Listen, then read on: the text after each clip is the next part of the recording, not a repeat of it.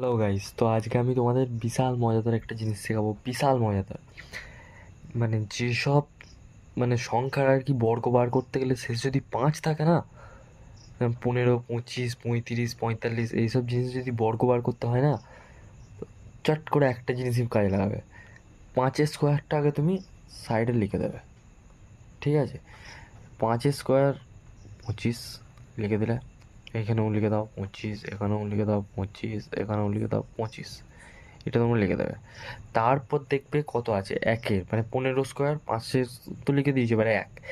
যখন এক থাকবে, যাই থাকবে তা পরের সংখ্যা, এক আছে, দুই দুই আছে, তিন, তাহলে দুইয়ের সাথে এক গুণ করবে, কত হবে? দুই, 225। এখানে দুই আছে, তিন তিন দুয়ে ছয়। এখানে তিন আছে, কত দিয়ে গুণ করবে? চার, চার তিনে 12। এখানে চার আছে, কত গুণ করবে? 5, তাহলে 5 20।